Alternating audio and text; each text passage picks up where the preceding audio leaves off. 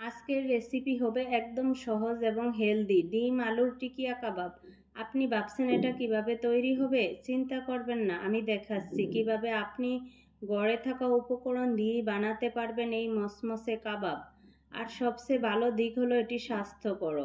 প্রথমে আলুগুলো সিদ্ধ করে নিলাম।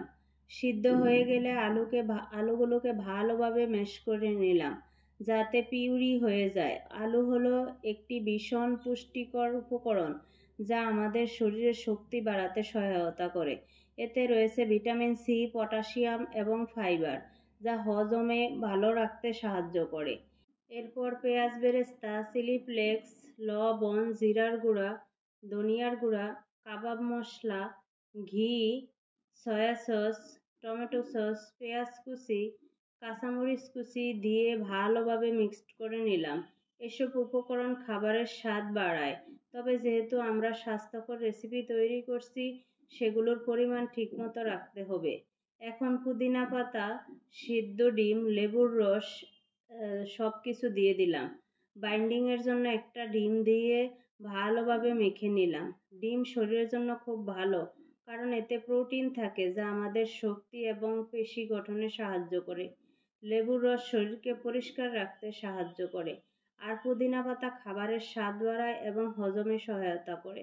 সব উপকরণ মেশানোর পর হাতে সামান্য তেল লাগিয়ে কাবাবের শেপ দিয়ে নিলাম। সবগুলো কাবাব এভাবে বানিয়ে আমি কিছু কাবাব ফ্রোজেন করে রাখবো আর কিছু কাবাব এখন ভেজে নিব। এখন কাবাবগুলো ভাজার পালা। তেল গরম করে একে একে কাবাবগুলো দিয়ে দিলাম। তেল থেকে একদম শর্ট করে শব্দ হচ্ছে, মনে হয় কাবাবগুলো ঠিকমতো ভাজা শুরু করছে। মাঝারি আঁচে ভাজছি যেন কাবাবগুলো মচমচে হয় কিন্তু ভেতরটা নরম আর রসালো থাকে। কয়েক মিনিট পর দেখলাম কাবাবগুলোর উপরে সোনালি রং এসে গেছে। এই সোনালি রংটাই কিন্তু পারফেক্ট কাবাবের চিহ্ন। কাবাবগুলো ভাজার সময় সাবধানে উল্টে দিলাম যাতে দুই দিকেই সমানভাবে ভাজা হয়। ভাজতে ভাজতে মশলার মিষ্টি গন্ধ আর ঘিয়ের হালকা সৌরভ পুরো ঘরটায় ছড়িয়ে পড়ল। সবগুলো কাবাব একদম পারফেক্ট মচমচে আর সোনালি রং হয়ে গেল। তেল থেকে তুলে টিস্যু পেপারের উপরে রাখলাম যেন বাড়তি তেল ঝরে যায়। এই ডিম আলুর টিকিয়া কাবাব তৈরি করতে সময় লাগলো মাত্র 10 মিনিট।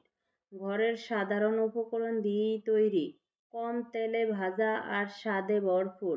ইফতার হোক বা বিকেলের নাস্তা, এই কাবাব আপনার টেবিলের সেরা আইটেম হতে বাধ্য। সবশেষে বলবো, আলু সিদ্ধ করার সময় আলুগুলো বেশি সিদ্ধ করবেন না। নরম হয়ে গেলে অতিরিক্ত পানি যেন না থাকে। বেশি পানি থাকলে কাবাব মিশ্রণ নরম হয়ে যেতে পারে।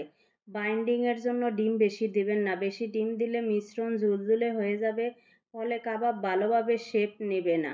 এদিকে খেয়াল রাখবেন।